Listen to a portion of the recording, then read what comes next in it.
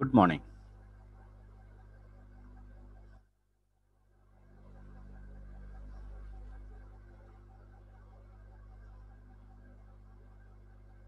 Today we discuss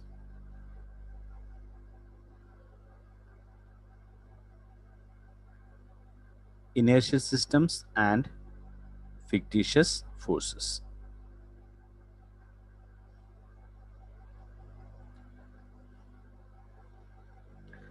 In the previous class, we have discussed the example of astronauts in space.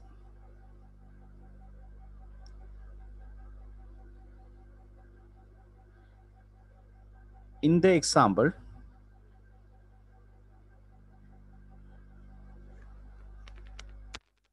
we have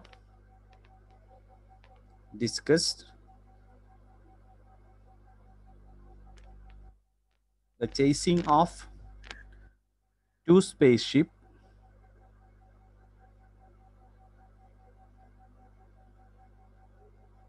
A and B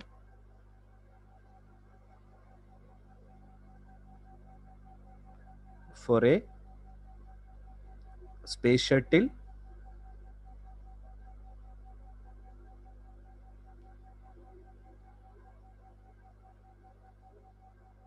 stolen by aliens.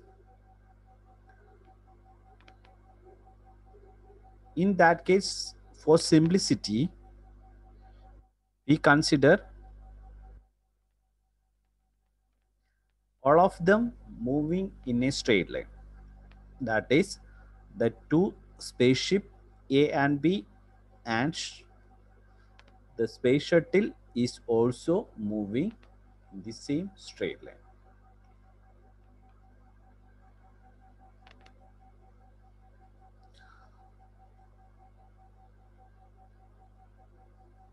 So in that case, we obtain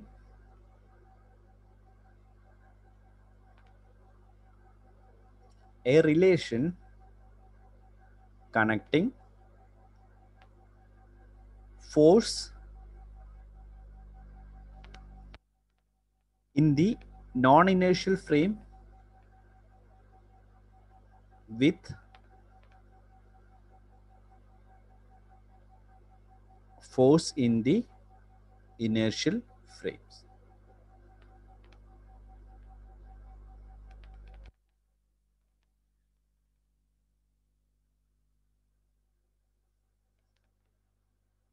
In the expression,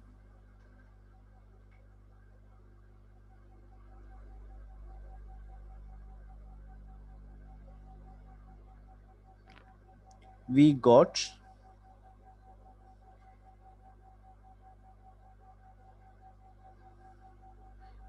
the result as FB apparent is equal to F true minus M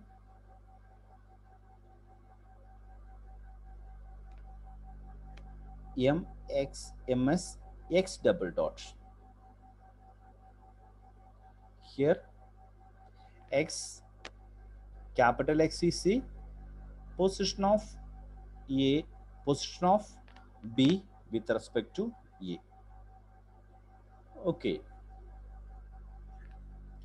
this result can be generalized to 3 dimension with changing the X quantity into capital R. X is the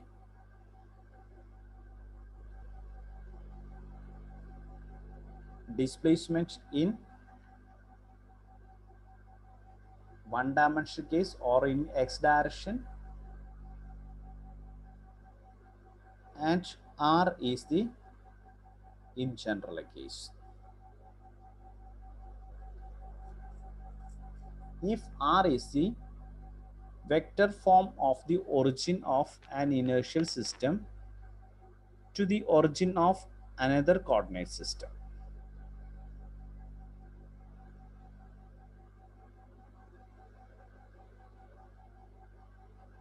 The role of x is the position of b with respect to a, and here r is the vector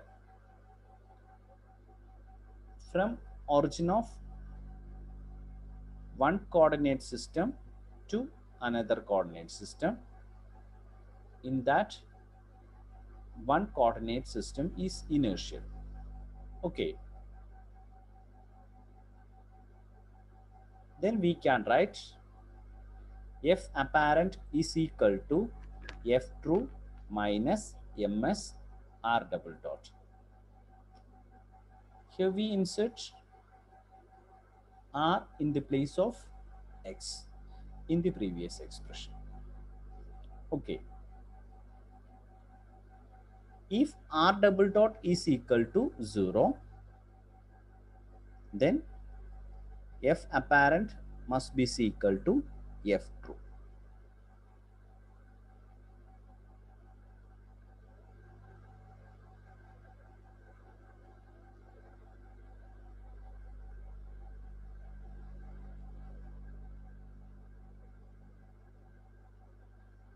If r double dot is equal to 0, it means the second coordinate system also inertial. Then both are inertial frames. Then in both frame we can measure true force.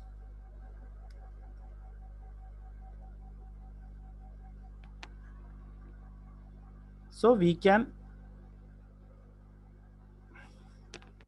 generalize the idea that any system moving uniformly with respect to an inertial system is also inertial.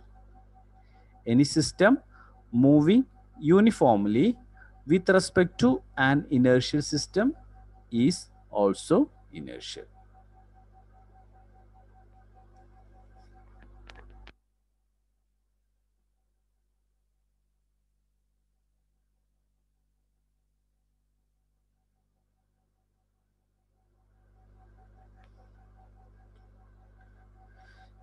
Then fictitious force.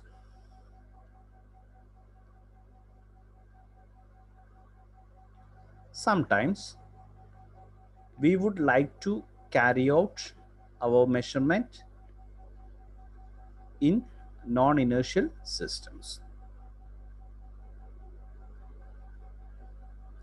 We have mentioned in the earlier session that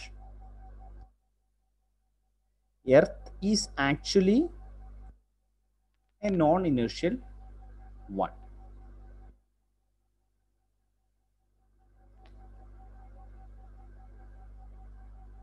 The consequence of Earth as the non-inertial system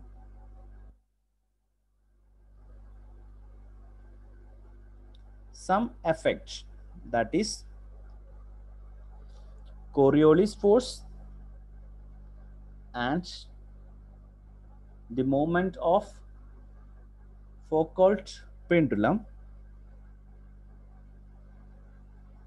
such are the consequence of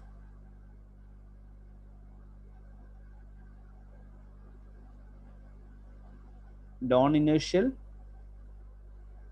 property of Earth as system.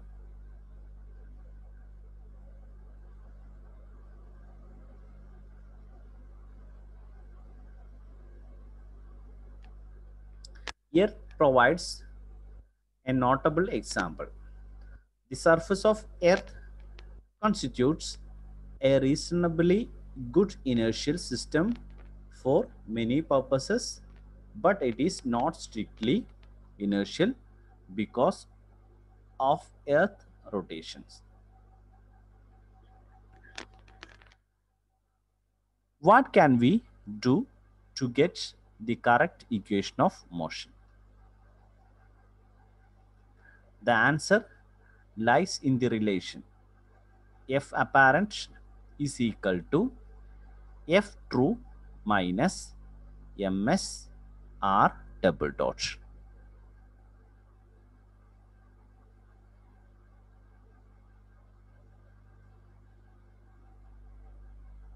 To get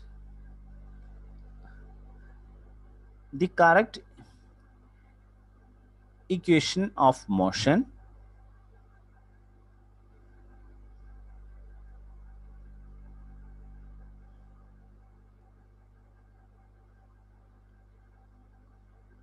we have to do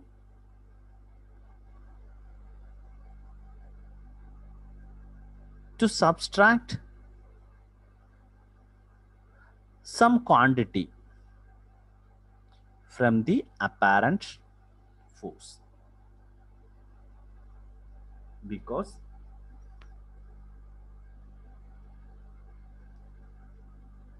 that is an additional force which we call fictitious force. Look at the expression. F apparent is equal to F true minus ms r double dot. Here, this quantity, that is minus ms r double dot, is an additional force which we call it as fictitious force. By the term fictitious indicates that there is no real interaction. There is no real interaction.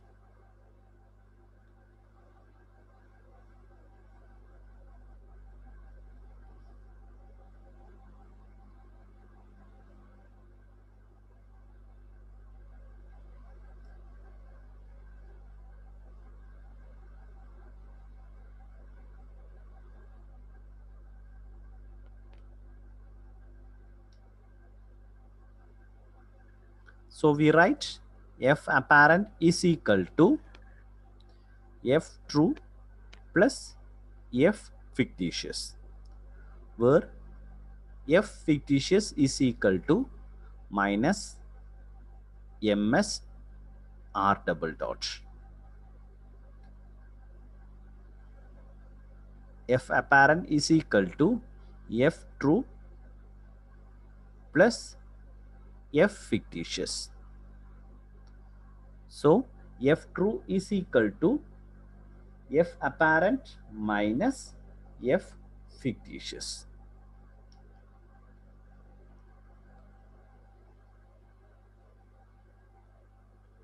Here ms is the mass and r is the, here ms is the mass and r double dot, here the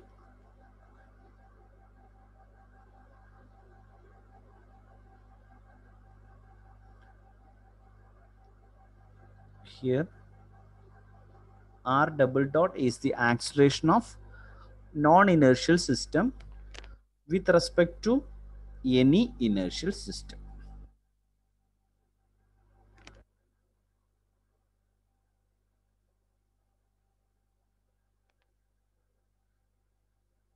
Fictitious forces are useful in solving certain problems, but they must be treated with utmost care. They generally cause more confusion than they are worth at this stage of your studies, and for that reason we shall avoid them for the present and agree to use inertial systems. Later on, in next semester, we shall examine fictitious forces in detail and learn how to deal with them.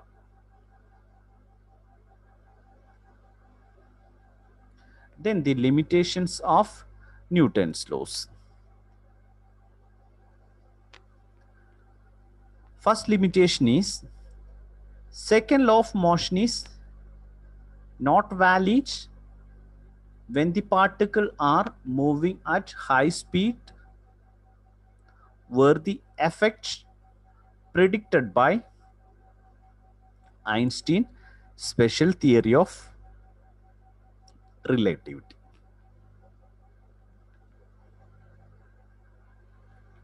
That is second law of motion, F is equal to ma.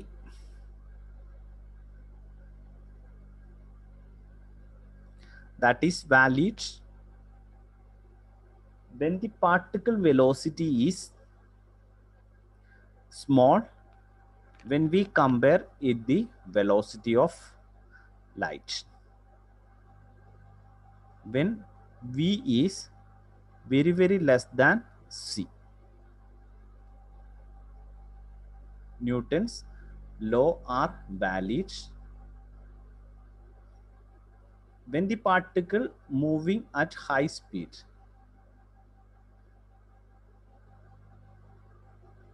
that is v is in the order of c.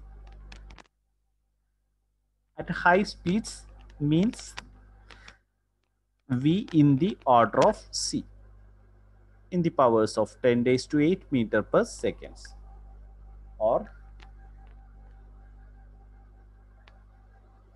if the particle move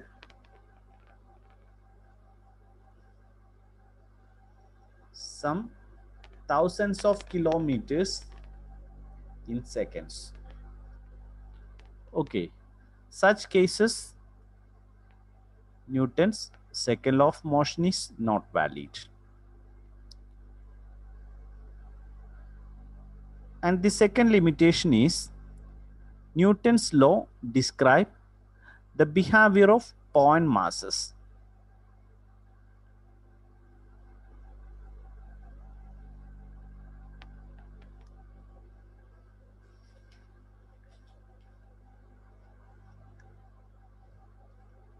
That is, when the size of the body is small compared with the interaction distance, Newton's laws can be applied. For example, consider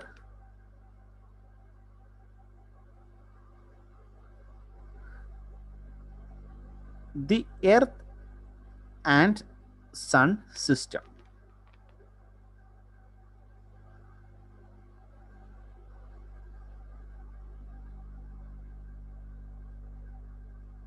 When comparing the distance between them, their sizes can be considered as a point. That is, the Earth and Sun are so small compared with the distance between them, so that for many purposes their motion can be described as the motion of point masses located at the center of each. The next limitation is Newton's laws deals with particles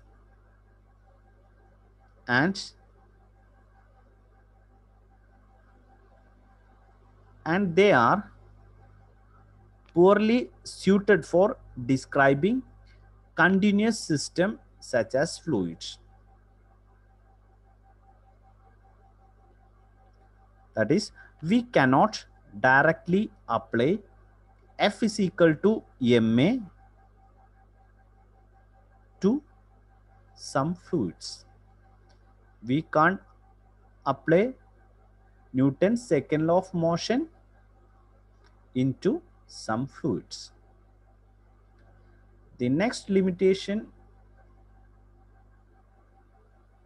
is Newton's law fails systems in atomic dimensions.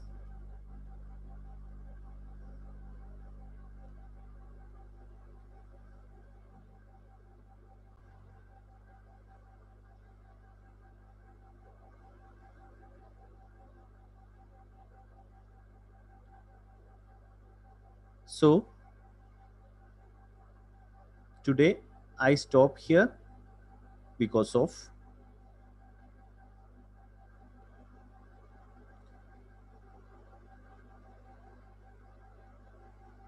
the next session is a lengthy one.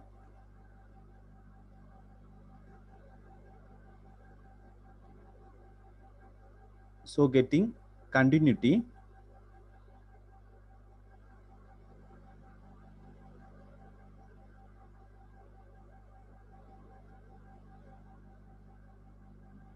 I take